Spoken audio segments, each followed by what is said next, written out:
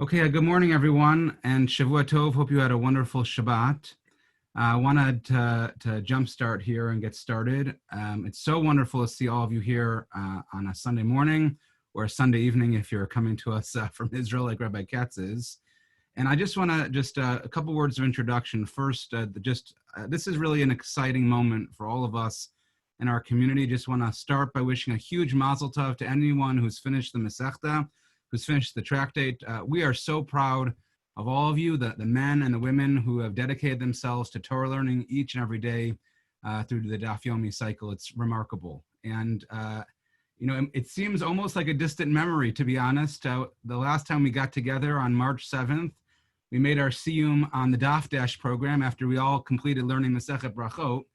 And if you can remember all the way back that far, it was literally one of the last major moments we shared together before the pandemic hit here in Memphis. And we all know so much has changed, so much has happened. It's hard to even remember back to how exciting and wonderful it was for all of us to celebrate together on that Shabbat with our whole congregation and to do that together around Torah study. And I'll tell you, it was actually just the other week when I was talking to Noam Vanderwald about the Siyum, that he mentioned to me how the Daf, and in particular the learning of Masechet Shabbat, has not only just been an inspiration, but has also served in a sense as a daily count for how many days since we've last been together. It's been 157 Daf in Masechet Shabbat, and it's been nearly 157 days since we've all been together with our entire shul together for a Shabbat. But the truth is, as much as things have changed, and no matter how challenging they've been, we also know that the Daf Yomi, or in other words, just daily learning, day in and day out, it can provide us with the consistency and the meaning and the direction for us all to do the things that we want to do and to live our best lives as Jews. And I saw someone posted, I can't remember who, maybe it was this morning or on Masechet Shabbat, about the famous line from Achad Ha'am, who wrote that more than Jews have kept Shabbos, Shabbos has kept the Jews. And I would argue that during these times of the pandemic, as we've been so far apart, I would take those words and maybe shift them a little bit and say, more than we've lifted Masechet Shabbat and learned it, Masechet Shabbat has lifted us and inspired us. And I just want to spend a minute before we actually jump into our program, because I would be remiss if I didn't mention the sad news of the passing of Rabbi Adin Steinsaltz, Zecher Tzadik Livracha. Not only is this just an enormous loss for the Jewish people, but really for the entire world. Those of you who maybe are not as familiar with Rabbi Steinsaltz, he really revolutionized Torah learning. He made it accessible to the masses, to everybody. He dedicated his life to his mission, as he liked to call it, of let my people know. And most apropos for today, it's his translation and commentary of the Talmud Bavli, the Koran Talmud, for example, with so many of us have used for our own learning. And so we all owe a huge debt of gratitude to Rabbi Steinsaltz, who without his work, I think many of us would not be able to have accomplished this amazing goal. But what many people don't know about Rabbi Steinsaltz, and remember, he was a huge Torah giant, was that this remarkable man was actually born into a secular communist family. He only became religiously observant later in life when he was an older teenager, but yet his love for people, for Torah, his warmth that knew just no bounds. And in that sense, I think he really is a great role model for all of us of what we can accomplish, no matter where we begin. And so for many of us, this might be our first Masechta, might be our second Masechta, or our 20th tractate that we finished. But no matter where we come from, we can learn from Rabbi Steinsaltz that with hard work and perseverance and a love for Torah, we can really accomplish amazing things. So I want to dedicate today's learning and today's Siyum in memory of Rabbi Adin Steinsaltz. And we pray that Yehi Zichro Baruch, that his memory should be a blessing for all of us and for our entire community. And so, finally, one of the great parts about Daf Yomi and one of the great parts about learning Torah is the sense of community and togetherness that it creates. And so I think it's very fitting that our special guest speaker for today's Siyum and our program is Rabbi Ari Katz, because Rabbi Katz is not only a local legend, he's beloved here from his time spent in Memphis years ago. And Rabbi Katz has this uncanny ability to connect and build just those types of relationships through Torah with anybody who's interested. And so I can speak for myself, and just the few interactions that Rabbi Katz and I have had, not many, I've always been impressed by his warmth, and Rabbi Katz, your kindness and the beautiful Torah that you share. And so it gives me great pleasure to introduce our friend, Rabbi Katz, the Director of PR for Yeshivat Hesder Sderot, live from Israel with us this morning. So Rabbi Katz, please. Thank you very much. It's great to see all of you. Rabbi Lehrfield, I was talking to you. I'm going to tell what I told you before everyone else came on, that this is an unbelievable thing. Everyone here, and whoever's not here, should feel that he's accomplished something unbelievable. It's not easy to commit yourself every day. Those of you from my Memphis days know I'm a big sports fan, so I always compare it to Cal Ripken's streak of consecutive games played, that every day he got on the field, no matter what, wasn't feeling good, because, when something's important, you commit yourself day in and day out. And that's what Daf Yomi is, that you commit yourself to learning day in and day out. You have to, get through the game, through the Daf. And those of you who have done this, now I'm gonna a little confession. This is my first time also. And I want to tell you something. When I saw the Baron Hirsch start the Daf Dash, I also was very inspired. And also for me, this is my first time I'm doing this. So Rabbi Lehrfield, big Yeshakayach, and to everyone here, that you've really brought them all on and to share this unbelievable event, to make a Siyum Masechet Shabbat, and hopefully to continue on. And like I said, this is something which maybe COVID-19 helped push it. People are at home. What else am I going to do? But mitoch shelo lishma ba lishma, even though, whatever reason, it doesn't matter. The fact that you guys, all of you, men and women and youngsters, older people, it's an unbelievable thing. So yeshar koach to all of you for doing this, and I'm very privileged to be here, to be able to share with you some Torah. So when Rabbi Lehrfield approached me and he asked me to give something connected to Masechet Shabbat, so I was thinking, and I said, listen, the last 5 months, really, since this virus has come into our lives, a lot of the questions, I would say many of the questions, if not the majority, the vast majority of the questions have been about the virus. All of these halachic issues. So one very, very important topic, which really is known for Shabbos, but it you could say it envelops all the mitzvot, is what we call pikuach nefesh. Pikuach nefesh, which I looked for exact translation. Rashi in the Masechet on Daf Kuf Nun, 150a, okay, bring some words in Laz, in Old French. So I looked up the Old French. So it really, pikuach nefesh is really, the translation is saving oneself. Saving oneself, rescuing oneself when there's a life and death situation. So we know the rule that when there's a life and death situation, it basically overcomes all the mitzvot in the Torah. But by Shabbos, when we come to talk about Shabbat, pikuach nefesh, we know that rule is probably more known than other things. Because if you think about it, all the other mitzvot, okay, you're going to have some cases, especially, I remember before going into the army, you learn a lot of those mitzvot, a lot of those halachas. But when it comes to Shabbos, that's something which comes up really, unfortunately, you could say, maybe also not so unfortunately, because there are also cases which pikuach nefesh, just throwing out now, even a woman giving birth, that a rabbi of a shul or even just a person at home has to deal with those questions. And so I put together, I'm going to share my screen now with you, and I put together just a very short source sheet. The sources are also in the chat as well. What's that?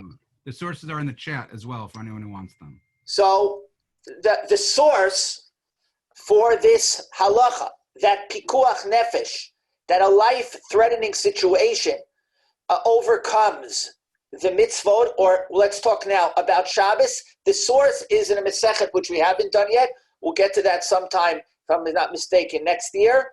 Masechet Yoma, that deals primarily with Yom Kippur. And here, of course, the connection is Yom Kippur, those not to scare anyone, but it's less than 2 months away. And the idea of Yom Kippur also has to do with, again, the whole idea of fasting, someone who can't fast. Maybe we'll speak about it a little bit later. So as you see, I also put this in the Gemara in the Hebrew, and there's also an English translation on the bottom. So we're not going to do the whole piece here, but there was a story that some of the rabbis, the Tanaim, Rabbi Shmuel, Rabbi Akiva, they were walking on the way, and the question was asked. Nishala sheila zo b'fneihem. Okay, minayim lepikuach nefesh shedochet haShabbat. Where do we know? What is the source from the Torah that pikuach nefesh, a life-threatening situation? How do we know that is dochet? That pushes. That basically the law, the way it's translated in English here, the laws of Shabbos are suspended. So we're not going to go through all the proofs. There are a few. Every Rav in their story over there gave his opinion what the source is. I want to concentrate on the last two, okay, which are underlined, okay? Rabbi Shimon ben Menashe Omer, V'shamru b'nei Yisrael at Shabbat. The pasuk we all know, we say it in davening, we sing it in davening. Amra Torah, this is very interesting, learning how he learns it. Chalel v'shamru b'nei Yisrael at Shabbat, Chalel alav Shabbat achat, Kedei sheyishmor shabtot harbei. Again, the English translation here, okay? Profane for his sake one Shabbos, so they may keep many Shabbos. In other words, sometimes you're going to have a case where the person is in a life and death situation, and he's going to have to break the laws of Shabbos in order to save himself. But why is that important to do? So he'll be able, that's the literal meaning here, in order that he'll be able to live more Shabbos later on. Because if, God forbid, he's going to keep Shabbos, and that's going to cause him, God forbid, to die, okay, he won't be able to keep another Shabbos in his life. So the Torah, that's how Rabbi Shimon learns out. So the Torah says here, the idea is to keep Shabbos, okay? So if there's a life and death situation, sometimes you have to, in a way, quote unquote, cut your losses. So desecrate one Shabbos in order that you'll be able to keep all the other Shabbos. Now I'm going to say right immediately, and this is something which all the commentators speak about, that Rabbi Shimon ben Menashe does not say, well, according to that means it has to be a case where the guy is going to be able to live at least to the next Shabbos, okay? And let's say he can only live another 5 minutes, okay, or 10 minutes. So everyone says, no, Rabbi Shimon did not mean that he's necessarily going to have to live until the next Shabbos. As long as whatever he's going to do now will let him live a little bit longer than if he wouldn't break Shabbos, he wouldn't be able to live, that's fine. Rabbi Shimon is just, his source for the teaching is this pasuk, to understand the idea of how important it is that we want a person to live. But also Rabbi Shimon agrees that even if what they call in the Talmudic terminology, chaye shah, even a little bit more to live, a few more minutes, that's also fine. And then comes, I would say, the ultimate source that I think a lot of you are familiar with. Amar Rabbi Yehuda, Amar Shmuel. If I was there, if I was where this story took place, I would have said the following pasuk: Didi adifa mididu. Translated, mine is better than all of them. And then we'll see the Gemara afterwards asks questions on every source besides this one. And this is the ultimate source. V'chai bahem v'lo she'amut bahem. Okay, a very, very important teaching. The Torah says in the middle of the book of Vayikra that v'chai bahem, a person has to live through the mitzvah, not die. In other words, if I paraphrase, when Hashem gave us the Torah, when Hashem gave us the mitzvah, He gave us that we should live a life, not we should die. There are other maybe religions that feel that they're up there, their idea is dying for the sake of their God. Okay? Here, no. We believe a person has to live. And if by fulfilling a mitzvah, you're going to die, so you didn't fulfill the mission. You didn't fulfill the goal. That means when it comes to a choice between keeping a mitzvah, in our case, keeping Shabbos, or God forbid, dying, or I say you have a choice to live or to keep Shabbos, you have to live. Okay, in a minute I'm going to read you the Rambam here in a second. Okay, so those two last sources I would say are the most known sources. Again, the last source, you could say the conclusion of the Gemara, that is the pasuk, that's the title. That everyone quotes that. V'chai bem, you'll hear that a lot, even when talking about questions about COVID-19, everyone almost quotes this. Anything that had to do with anything, any question asked, there's the slightest danger. I would say the most common question about the shuls. Should a person come daven in shul or not? So the two they use two psukim. One is v'nishmarta nafshotechem. You have to watch your way you live, and the other was v'chayben. The whole idea is to live. The minute there's even, and I'm going to say another thing here. The minute there's even a doubt, doesn't have to be a sure thing that it's a definite life and death situation. Even if there's a doubt, and it's not 50-50. It's not 50-50. The slightest doubt that by keeping Shabbos something might happen to you, you break Shabbos. Okay, now, I just want to show you, and this is unbelievable when you see scroll down the source sheet there, how this is interpreted into practical law. Okay, now, first of all, I want to read you something which is not in front of you right now. Okay, when the Rambam Maimonides says, and he quotes this halacha, okay, I just want to read to you what he says and quote, you can look afterwards. This halacha is found in the second chapter of the laws of Shabbos in Maimonides, okay, the third halacha, halacha gimel. And he says the following, okay, he brings the pasuk v'chai bahem, that person has to live through the mitzvot, not die.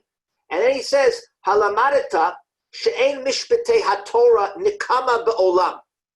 The laws of the Torah are not, I'll translate this for lack of a better word, they're not, Hashem doesn't use it to take revenge on us. Ela rachamim, but mercy, the chesed, and kindness, the shalom ba'olam. A very strong statement that the Rambam says. Okay, the laws of the Torah are for us, they're full of mercy, kindness, and peace. Okay, and then he says, and those people that say that Chilul Shabbos is something that you shouldn't do, they don't know what they're talking about, basically. I'm saying it in a nice way. Okay, now what does the Rambam mean here? The Rambam, so I looked up different explanations. What type of revenge? Because a person might start thinking to himself, well, listen, if the guy now is in life and death situation, maybe Hashem wants him to die. Maybe Hashem wants him to die. Okay, so what right do you have now to change the circumstances? He has to keep Shabbos. Okay, and if it's in a way, if he's going to die now, so maybe that's what he deserves. That's what the Rambam says. No. We don't make calculations like that. The Torah wasn't given, okay, to start punishing people. The Torah was given as acts of kindness, of mercy, of peace, all good things. That's the way we have to look at the Torah, not bad things. So a person, chas v'sholom, God forbid, he should ever start thinking, well, if the person's sick, maybe it's his time has come. No, that's not. Our job is to make sure that the person lives, okay? Because the Torah is not about punishing. That's not what the Torah is about. A lot of times, that's what we know. To Rabbi Lehrfield, as a rabbi, Vishnu knows, a lot of the basic question any teenager has is, but it's all full of punishments. The whole Torah, but that's what the Rambam is saying. No, you have to look at the Torah differently. It's full of kindness and peace. That's what the Torah is. So now look at the source sheet over here. And look how the Shulchan Aruch writes this halacha, as we say, practical. Mi sheyesh lo choli shel sakana. Mitzvah l'chalav et Shabbos. Every word here is a diamond, is a gem. Whoever has a dangerous illness, it's a mitzvah to break Shabbos for him. Okay, a mitzvah. Not you may be able to, maybe it's a good thing. It's a mitzvah to desecrate Shabbos for him. V'hazaris harei mishubach. Whoever hurries to do it, he is praised. V'ashoel harei shofrich damim. This is also unbelievable. If someone starts asking questions when there's someone that might die any second, that person is a murderer. Okay, this is not Ari Katz. This is the Shulchan Aruch. Okay, now that if someone at a time of life and death situation starts asking questions, he's a murderer. Okay, that's not the time to ask questions.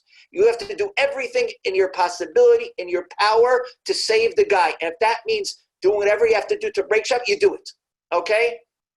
Okay. Those are very, very, I would say, strong words that the Shulchan Aruch writes. And this is how we have to look at pikuach nefesh. We have to look at life. Okay? Now, I'm going to ask you a basic question. I'm going to ask the question as a question that was really, I'm not making up the question. It was a real question that the Ravid is the one who commentates on the Rambam. Okay? He lived in the 11th century. And he says like this, questions like this. You have someone sick. Okay, 1 second. I'm going to stop sharing. Okay. You have someone sick.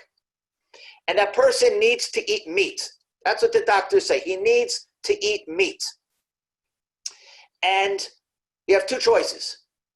You can either now have someone, a Jew of course, shech the animal, slaughter the animal, or you could have him eat an avela, an animal that just died, but don't do the shechting. Okay, so you have a choice in front of you. He needs to eat meat. Okay, so the question is: do I tell a Jew? Do I mechalel Shabbos a prohibition from the Torah, and I slaughter the animal, or do I go ahead and say no? Listen, even if we have a piece of meat that wasn't shechted properly, okay, so maybe you should eat that instead of us going and shechting the animal. That was the question that the Ravid was asked. Okay, now, what did he answer? Okay, what did he answer, and why did he answer that? So basically, there are a few answers to the question. Everyone agrees that you have to shech the animal. Now, of course, I'm saying, again, if it would be faster to have a non-Jew, okay, whatever it is, kill the animal and eat it, that's fine. We're not talking about a case like that. We're talking about a case here where the shechting, it's both equal, okay? It's not, you're not going to gain time by asking the non-Jew to kill the animal, okay? You have an equal opportunity here, but do you do the Torah prohibition of slaughtering the animal, which is, we know, one of the 39 malachos, or do you say, no, let him just eat meat, which without the shechting? So he answered it, and he said that, of course, you have to shech the animal, okay? And he says, why? Because let's look at it. He says, Shabbos, if it wasn't for Shabbos, if it was a weekday, okay? So, of course, you wouldn't think twice. You would go ahead and say, go shech the animal, bring him kosher food, and not the non-kosher. So the Shabbos is the only thing that's stopping you. Shabbos is the only thing that's stopping you, and since you're allowed to desecrate Shabbos, definitely give him, go ahead, you or someone else, go ahead and shech the animal. Go ahead and shech the animal. That's one answer, why that he should do it that way. You look at it as, take Shabbos away, what would you have done? And now, even though it's Shabbos, okay, Rabbeinu Asher, the Rosh, who's one of the early commentators on the Gemara, he says, we're afraid that if you give the sick person non-kosher meat, it'll disgust him. He won't want it. He'll get sicker. He won't want to eat it. That's a problem. So he says, because of that, go ahead and check the animal. Make sure you checked it, kosher, and everything else. The answer which I want to concentrate on is the Maharami Rutenberg. Everyone heard the Maharami Rutenberg, okay? He says, and this is very, very important. When we just said now, we spent the last few minutes talking about how I treat Shabbos regarding a life and death situation. So there are two ways of looking at it. We said it's okay. You could do whatever you have to do. We saw the Shulchan Aruch. Whatever you have to do to make sure that you save the person's life, even if it means desecrating Shabbos. The question is, what does that mean? Does that mean, and I'll use the words in Hebrew, does that mean that I look at Pikuach Nefesh and I say that Shabbos was hutra from the word mutar, that everything now is permissible? The minute that it's Pikuach Nefesh, the minute that's a life and death situation, everything is now permissible.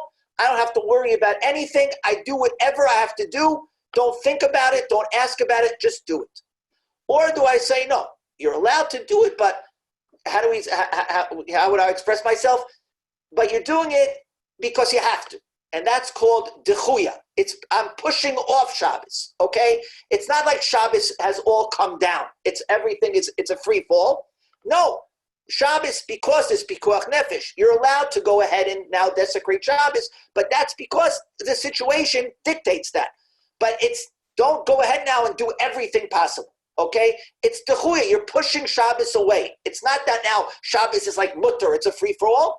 It's your doche, it's like the word, because doche, now that's a very famous argument, how I look at the permission given here. Do I say now, it's as if there's no Shabbos now? And that's the way he says, the wording he uses is that it's like Yontif. I'm allowed to cook on Yontif. So now, just like I'm allowed to cook on Yontif and there's nothing wrong with it, when there's a life and death situation, I can do whatever I want. Or do I say, no, I'm allowed to do whatever I want to do, but I'm doing it because Shabbos now was pushed off but that doesn't mean I can do everything I can do now. If we go back to the source sheet, you'll see now this seems to be the machloket between the next piece of Shulchan Aruch over here, to the Shulchan Aruch and the Ramosha Isulis. Look what he says here. Kishemechalim Shabbat al Cholesh Sheish Bo Sakana. We're talking about desecrating Shabbos for someone who's sick. Mishtadlin Shelo Lasot Al Yedei Einom Yehudim. You try not to do it by using non-Jews. Uktanim, or kids under bar mitzvah. Vinashim, by women, because there's no difference. He says, on the contrary, you don't do it by them. Ela Yedei Yisraelim Gdolim Uvnei Dat. No, when you mechalo Shabbos for a life in this situation, don't go looking for the easy way out. Don't go looking for people that are not always chayiv in mitzvot, like a katan, like a woman, or by a non-Jew. No, you should dafka use Jews. And I'll add on here what the commentaries say even more. If the case were involved, there are rabbanim there, there are gdolim there, there are people even higher. They should dafka do it. The rabbanim shouldn't say someone else do it. The Rabbanim should be the ones that desecrate Shabbos to show people that this is the way that we're supposed to conduct ourselves. That's the Shulchan Aruch. But now look at the Ramah, as you see in the English, you could say. V'yesh omrim, some say, dim efshar lasot below dichoy uvelo ichor. If it's possible to do the same action immediately without delay, but al yedei shinoi, you could do it somewhat differently. And those of you who learned Daf Yomi, you know there's certain things, halachos on Shabbos, that if you do them with that the way that you don't usually do it, it's a lot more lenient. Also, you should do it even here somewhat differently. Vim efshar lasot al yedei no Yehudi, and if you could find a non-Jew to do it again without delaying it, osim al yedei, then you should find the non-Jew. V'chei noagim avol b'makom deish lachush. But if it's a place where you could suspect that the non-Jew might take his time, then you shouldn't do it. So a lot of people explain the argument between the two, exactly the 2 points we made. The Shulchan Aruch basically says, when you go ahead, when you look at pikuach nefesh, life in that situation, Shabbos is as if it's mutter now. Do anything you want. Don't start doing it by other people. Don't start doing it by a change of doing it differently. Just do it. Save the person's life. Doesn't matter what you do. The Ramah seems to be saying here that no, we don't look at a Shabbos when a case of life and death as if Shabbos you threw it away. So you should always try to do it again. If it's not, and this is a very important thing to stress again, even the Ramah agrees, if it's going to cause even a split second, that delay might cause the person sick for his situation to deteriorate. No. But we're talking about that it won't. And you have a choice of doing it differently or by someone else. Do it like that, because he holds that Shabbos is not just thrown away. Shabbos is being pushed off. Now, very quickly, I'll give you a few practical. So first of all, just you should know. I'm not going to come here and start pasking halacha. You have a rabbi for that. Just going to bring you different, just collection of different cases where we see this. Okay. First of all, it was fun. I started looking through the halachos here. And you open up, I think, the primary book of Hilchos Shabbos, and it's in English, thank God, Shmira Shabbos Kilchasa, okay, by Rav Neuvert. Okay, so he has a whole long list, examples of what someone in danger is, okay? That's very interesting. After COVID-19, you start reading the list, almost everything comes under the category COVID-19 symptoms, okay? Like the first thing is a person whose fever, okay, is somewhat high. Now, what is high fever? Now, Ramosha Feinstein already years ago said, he even said how much. He said if a person has 102 and up, that's for sure you have to mechalel Shabbat. That's considered life and death. There are others, and I know there are doctors in the crowd over here, that want to say that was back then. 102 is not that high fever anymore. But one thing for sure is that if it's fever, and there's even, again, a slight chance of the person getting sick, you don't ask any questions. But those are the questions that were asked, okay? What he goes on and saying, if you have any inner,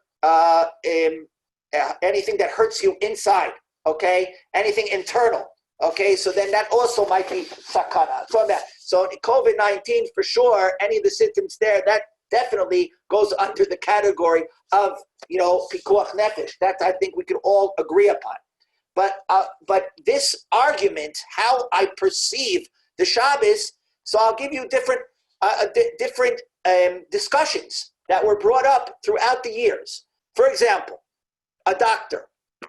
Does a doctor have to stay in the hospital? If he has to work on Shabbos, does he have to stay in the hospital, okay, over Shabbos? Or no? Or even though he's going to be on call, he could go home, have a nice Shabbos with his family. If he goes on call, if he gets cold, he gets cold. So it appears to be the different, and then of course, we're talking about halacha here. There's different opinions, across the board. There's some that want to say, Ramosha Feinstein here seems to be a little more stringent. He says, no, a doctor should make sure he's close to the hospital and he should sleep either in the hospital or near the hospital. Others want to say, no. If the minute we say pikuach nefesh, anything is allowed, hutra, it's as if Shabbos is not around, doctor could go home. And if he's called, he's called. And he doesn't have to start thinking, should I walk to the hospital? Okay. No, he could drive. And Ramosha goes even further. He says a doctor, if there's other doctors, of course, in the hospital, he should even turn off his phone. Okay, he should try to get out of it, so to say. But again, if I hold that Pikuach Nefesh, I view Shabbos as if there's no Shabbos there, it's Hutra, so then he says the doctor could go home, and if he's called, he's called. And he gets into his car without any feeling bad at all, and goes, and he drives, and he doesn't have to do any shinoi, he just drives to the hospital, and goes and does what he has to do. Okay, and that doesn't matter any case. Someone's house, if he has been called, not to start thinking about, but that's one case that's always asked. Another practical difference is, and this is something which comes up all the time, because there are some commentators that take it even further. And there's a basic question you have to ask. Okay, so what are the boundaries? In other words, I'm allowed to do for the sick person that's in a life-and-death situation, what am I allowed to do for him? Am I allowed to do anything for him? And let's say it's something which if I don't do it for him, he won't have any danger. For example, okay, basic example. Let's say he's in a hospital room and he wants me to turn off the light. Now, I don't think any doctor will say that leaving on the light or turning off the light is going to put him in more danger or less danger, okay? But the question is, if the minute I'm allowed to do things for the person who's sick and he asks for the lights to be turned off, so it could very well be that would be allowed to do, or at least do it with a shinoi, okay? But again, even though, who says that only the things that are directly involved with the danger, okay? Because it could be, and that's a lot of the rabbis opinions want to say, the minute that he's in a life and death situation, it doesn't matter. Anything that's involved with his situation, if he has to be in a hotel, in a hospital room, and it might cause him, whatever it is, he wants the lights off because it bothers him. So it's not life, but it bothers him, and it can have some effect on his status. Some people say, go ahead, you can also turn off the light, okay? What we talked about before, the basic question, it all started with the kosher food, same thing. Let's say, again, there's someone in a hospital, and the food there isn't kosher, okay? Am I allowed to drive on Shabbos to go bring him kosher food? Again, the same idea would be, how do I look at it? Okay, do I look at it as that I could do anything I want, Shabbos is completely undone, and I could go ahead and do any malacha, or no, or maybe I have to tell a non-Jew to drive the car. So these are all really practical questions that have to do with this argument, how I view this idea of pikuach nefesh, pushing off Shabbos. Same idea with a woman who has to, in her 9th month, she has to give birth. Do I tell her maybe she should come to the hospital before Shabbos and stay in the hospital? Or do I say, no, again, the minute that if it comes out of pikuach nefesh and she's at home, let her stay at home. Why does she have to go schlep to the hospital? What are you afraid of, that she's going to go into labor on Shabbos? Okay, but the minute it's pikuach nefesh, so that there's no problem, let her go. Or do I say, no, if I'm looking at pikuach nefesh, something that I try to do everything possible, that I don't have to come into a situation where I'll push off Shabbos, maybe it's better for her to go beforehand. So these are all different questions, how I view this idea of pikuach nefesh. One thing is, I think we can all agree upon, and that is something which, again, we said it before. The minute there's the slightest doubt of a person being in a life and death situation, okay, so basically we say that no questions asked, like the Shulchan Aruch wrote. You go ahead, you don't think, you go, because life is more important than anything else. Life is more, that's the way the Torah wants us to view life. Not, again, and we know for a fact that the other, that's always, everyone always says, for a person, God, for a soldier to be killed on Kiddush Hashem, the people, the 6 million Kedoshim in the Holocaust, they're all killed on Kiddush Hashem. Those are people that are, we know there are levels that we can't even imagine, okay? They're, like we always say, they're sitting next to Hashem in Gan Eden. But there's also an idea of living one's life on Kiddush Hashem, okay? The idea of one, and like I said before, there are other religions who have taken this idea, and they believe that really the way of serving their God is to die, is to kill oneself. That, what I just showed you now, is just the opposite. We believe the Torah believes v'chai bahem. The idea is live, chai. To live. The Torah doesn't want you dying. Same thing on Yom Kippur. Yom Kippur, we all know, it's the holiest day of the year. A person has to fast, but again, the slightest danger of life, the guy's going to fast, don't ask questions. Now here already, you might have to ask the doctor and how he should eat. I can tell you one thing. The story brought down Reb Chaim Soloveitchik, the grandfather of the Rav, Yosef Ber Soloveitchik. So he used to go ahead and say, the minute you start feeding someone who needs to be fed, if the rabbis say, the doctor says, he doesn't have to start measuring cups, how much water and little cups. You feed him, and don't worry about it. He has to eat what he has to eat, because everything he eats, the more he eats, the stronger he'll get. That's also pikuach nefesh. That's what he said. Now, again, it might not go along, match everything the Shulchan Aruch says, but that's what Chaim Soloveitchik used to say. Someone who's sick, someone doesn't feel good, and the doctor says that it's a life and death situation, you go give him food. I want to conclude with one thing. Going back to the Daf Yomi, we talked about living one's life, and living one's life, that's the main thing. Now, we read last week's parsha, in Shema, so what's mitzavcha hayom? I'm commanding you today. It wasn't today. It was back by Mount Sinai. What's mitzvah? So that Rashi brings down a few places. B'chol yom yu beinecha kachadashim. Every day that you learn Torah, it should be as if you received the Torah today. Now, it's hard. What does that mean? So you have to be excited every day when I do but I think those of you that are learning Daf Yomi, I think you're fulfilling what the rabbis taught here at its fullest. Because you're saying every day you're learning something new. Every day you're learning something which, you're being, how I say, it brings joy, hopefully. It brings happiness. The fact that you're learning something new, that you realized you didn't know this beforehand. So you are, what the Torah is saying, that every day it should be new. If Daf Yomi, that's what it's all about. Every day you're learning something new. So every day you feel that feeling of, wow, this is great. That enthusiasm. It's not something which is an old thing, it's ancient. Every day you're learning something new. So my bracha to you, I think I'm allowed to do because I'm a Kohen, so I could give you the bracha even though it's from far, is number one, everyone who needs a refuah shlema should have a refuah shlema. Okay, because there are people in Israel and in America and around the world that are still in dire needs of a refuah shlema, and they should have a refuah shlema.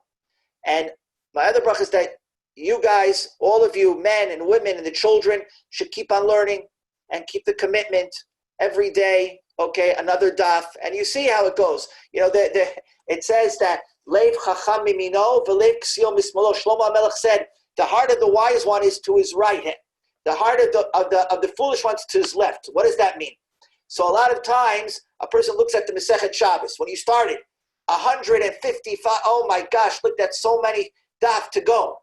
So if you look at the left, because in Hebrew it's going from right to left, so that's the foolish guy. He's looking at what is left. But if you look at the right-hand side, you see what you've done so far, okay? So then you know, okay, one page at a time. One page, I don't look what I have left. That could really put someone and cause him, oh man, that could really turn him off. But if he looks what he's done and what he's accomplished, look at the right side. Look how many daf you've done. You've turned daf after daf. Then, in Mirz Hashem, you'll finish many more Masechtas, and we'll meet again in Mirz Hashem in less than 7 years. For really everyone here in Eretz Yisrael, I invite you, everyone here, I'm telling you this now, Rabbi Lehrfield, to my house here, okay, that we should have a big Siyum Mashas, okay, here in my house. Okay, I know MetLife Stadium might be bigger or somewhere else. At my house, I guarantee you my wife will make a good meal, and it will be nice, and hopefully there won't be any social distancing then, everything will be okay. Beautiful. Yasher Koach, and we may take you up on that. And always wonderful to hear your inspiring words of Torah. And it's really a perfect transition. So thank you, Rabbi Katz. Perfect transition to our next part of our program, which is an exciting moment, which is the Siyum itself. And I want to invite Dr. Donnie Emerson to teach and learn with us the last piece of Masechet Shabbat. Thank you, Rabbi Katz.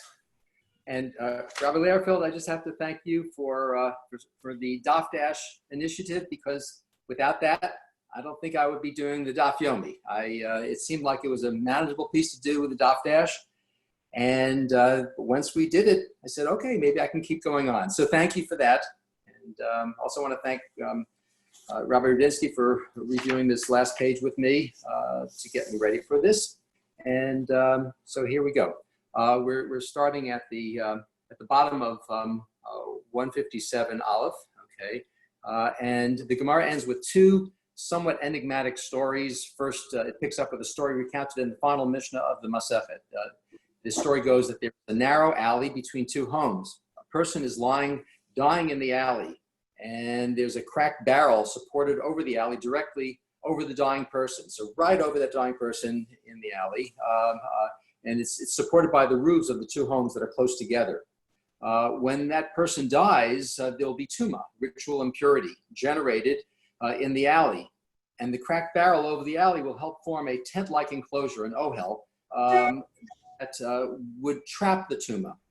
And if that happens, if there are any open windows in the homes overlying the alley, the tuma will enter the homes through those open windows. So in one of the homes, the inhabitants place an earthenware vessel to cover the window, pushing the outside of the earthenware vessel on the outside of the window to prevent the tuma from entering.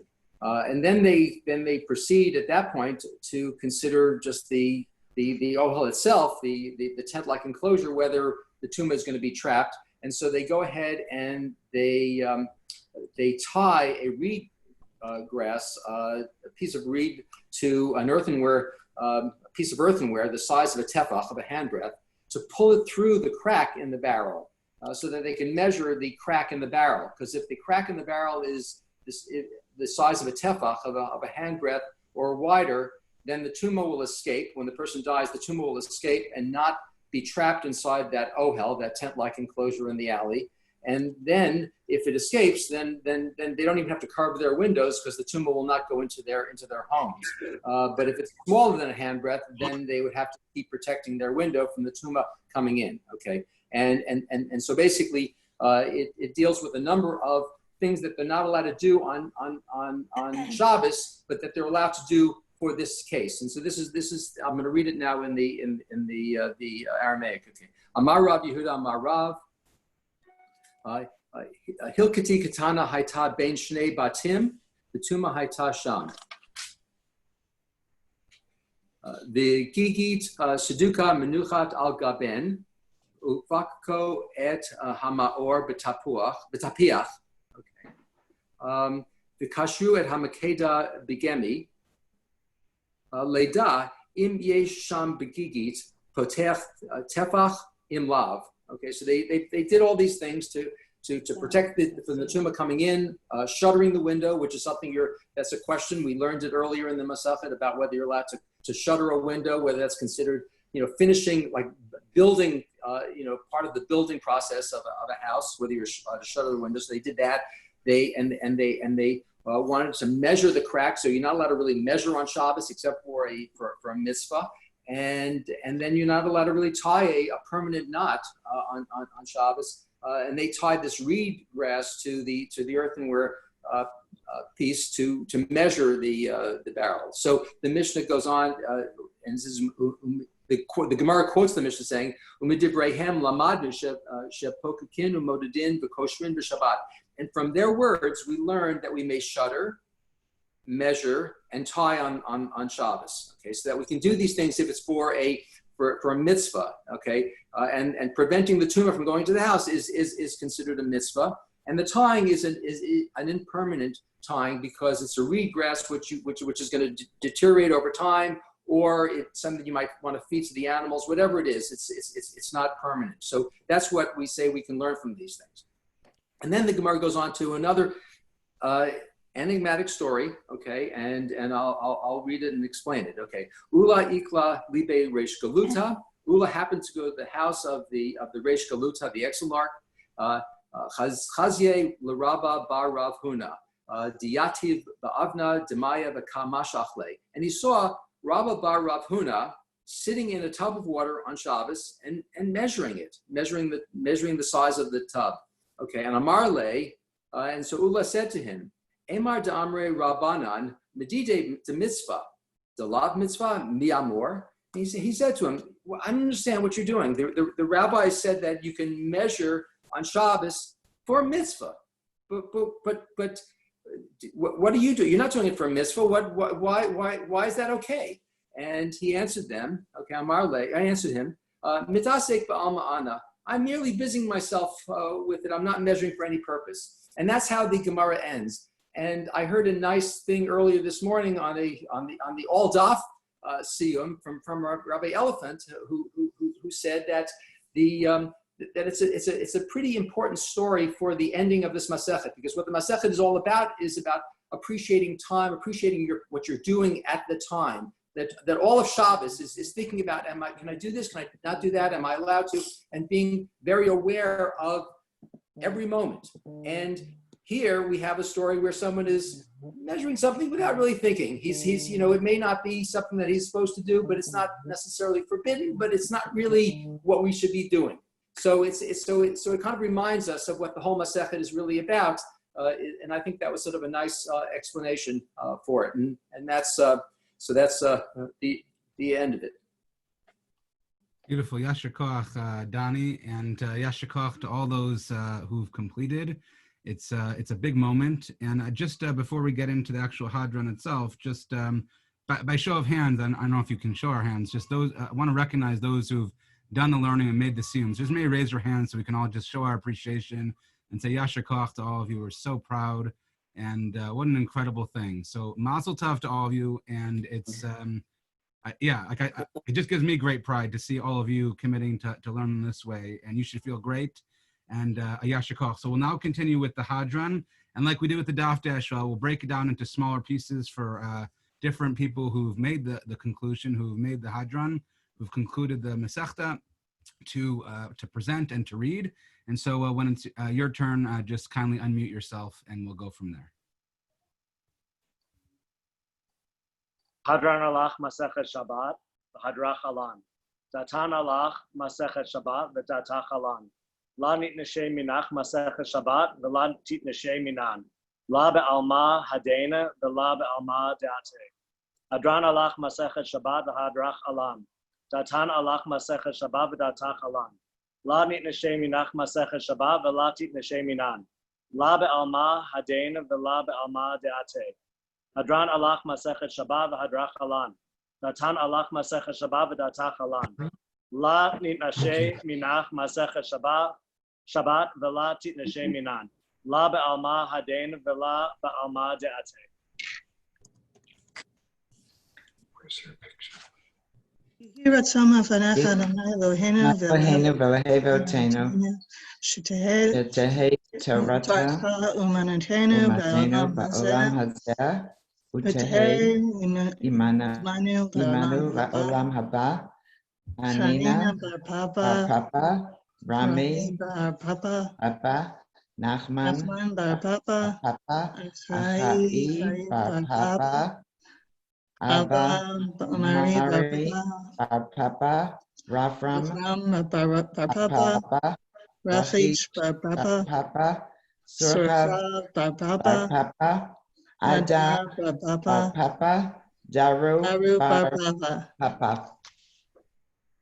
Ha'arevna Adonai Eloheinu et divrei Toratcha b'finu u'fifiyot amcha beit Yisrael. V'nihiyeh kulanu anachnu v'teta'enu v'teta'enu v'teta'e amcha beit Yisrael. Kulanu yodei shemecha v'lomdei Toratcha lishma. Me'oivai techakmenu mitzvotecha ki le'olam hili. Yihi libi tamim bechukecha. Laman lo evosh le'olam lo eshkach bekudecha. ki v'amchiyitani. Baruch ata Adonai lamdenu chukecha. Amen, amen, amen, selah va'ed. Modim anachnu lefanecha Adonai Eloheinu ve'Elohei avotenu shesamta chakinu miyoshvei Beit HaMidrash v'lo samta chakinu miyoshvei karnot she'anu mashkimim ve'hem mashkimim anu mashkimim l'divrei Torah ve'hem mashkimim l'dvarim b'telim anu amelim ve'hem amelim anu amelim u'mekablim schar ve'hem amelim ve'en u'mekablim schar anu ratzim ve'hem ratzim anu ratzim l'chayei olam haba ve'hem ratzim l'be'er shachat שנאמר, ואתה אלוהים תרדום לבאר שחת, אנשי דמים מרמה לא יחסו מהם, ואני אבטח בך.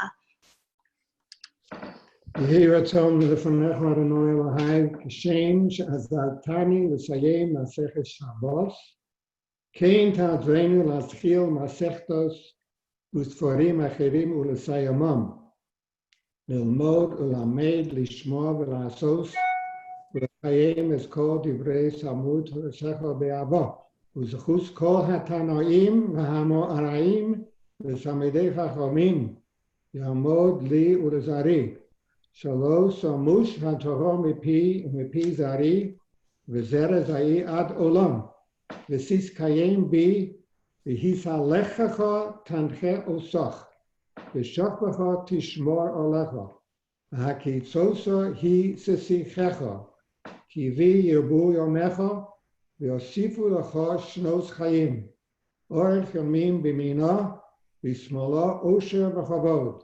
אדוני עוז לעמו ייתן, אדוני יברך את עמו ושלום. Mazel tov to all those who completed. Mazel tov, mazel tov. Make sure you have a celebratory meal, a Sudas mitzvah in your homes. I wish we could be together, but because we can't be together, what better way to celebrate than with our very own Cantor Ricky Camp leading us in some song.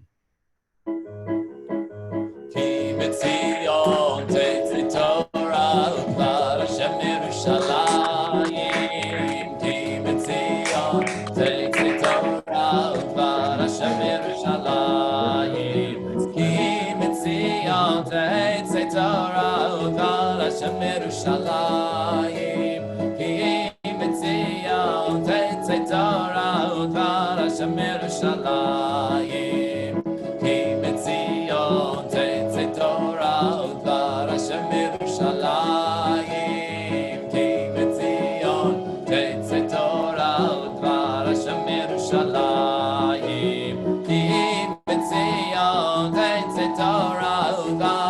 Yerushalayim. Zion, tetzei Torah udvar Hashem Yerushalayim. Simen tov u'mazel tov, simen tov, yehelanu lecho Yisrael. Simen tov u'mazel tov, simen tov, yehelanu lecho Yisrael. Simen tov u'mazel tov, simen tov, yehelanu lecho Yisrael. Simen tov u'mazel tov, simen tov, yehelanu lecho Yisrael. La la la la la